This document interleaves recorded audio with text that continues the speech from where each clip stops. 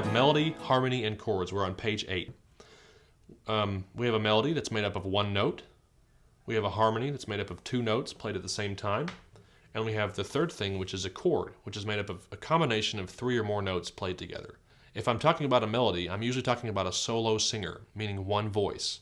If I'm talking about a harmony, usually you can think of that in the way of you might hear someone sing harmony. We're used to that concept, but we don't really understand that it just means harmony is literally 2 notes played together, sung together. And then a chord is 3 or more, and that's where you have 3 different notes, 3 separate notes playing basically a different harmony of notes. So you have 3 notes or more being a chord. Okay? And then for each combination of notes, it creates a unique or a distinct sound providing color to what we hear. So that's what creates different songs and different sounds that we hear is the notes that are made up of those sounds. Even when a dog is barking, or even when traffic is going through in a vehicle, you'll hear a certain note that's being played when they make that noise. And different people have different intonations in their voices, and those are all technically different melodies, different sounds that we hear. And so that's how our ear translates it into music. We're going to introduce major and minor chords. We'll start with major chords. They are considered to be happy and pleasing. And the major chords are usually written with just the letter. So if we're playing E major, we won't put E major, we'll put E, and that's it. And it'll be capital. It'll be capital E. And then if we do, so there's an example written there. It says G, C, and D are examples of major chords. That's exactly what that is. You would see them written that way, G, C, or D. No M's next to them, no majors next to them.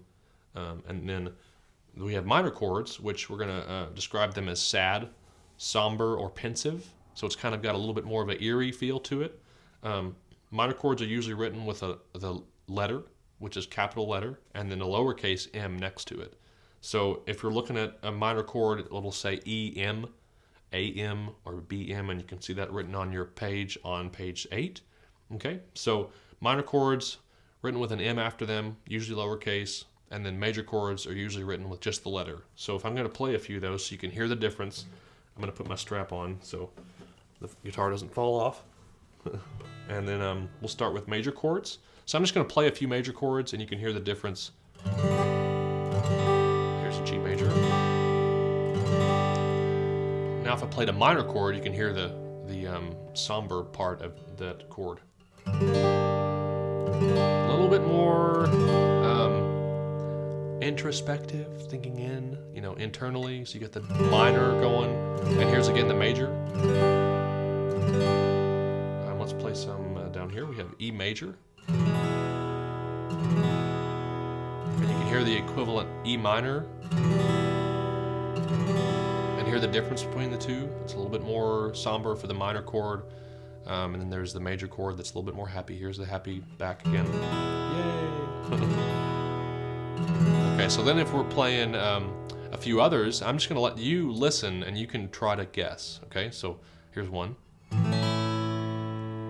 Play it one more time. Is that a major or a minor?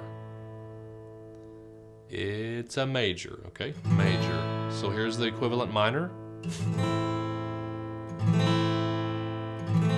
Yep, there's the minor.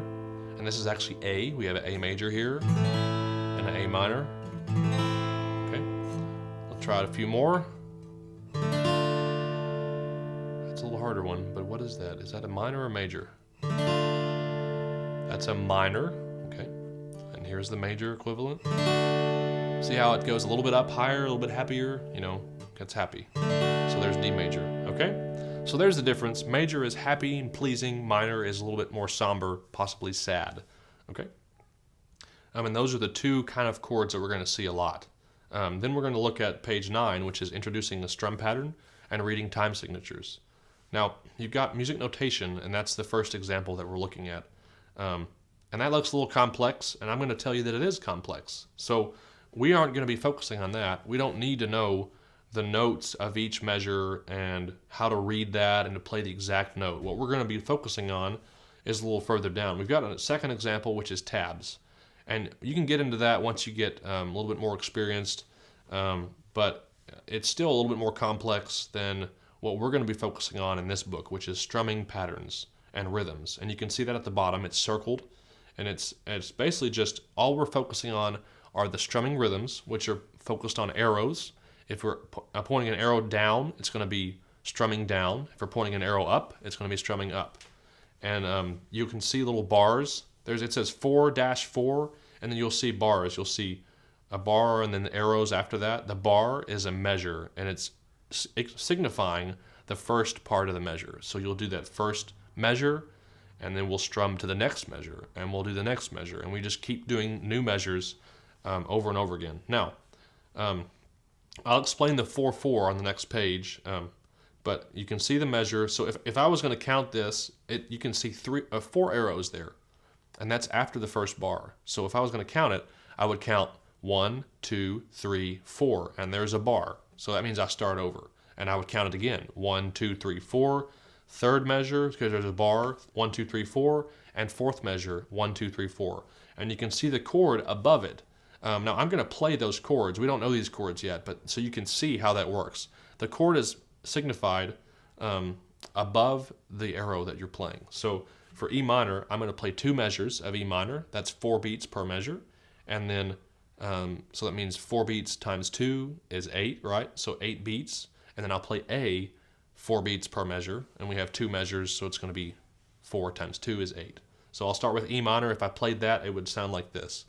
1, 2, ready, play. E minor. 1, 2, 3, 4. Second measure. 1, 2, 3, 4. Then we switch to A.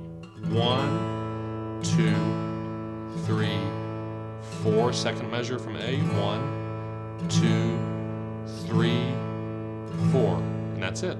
That's all there is to it, okay? So let's go to the next page, and that's where we will explain 4/4 time on our new strum pattern.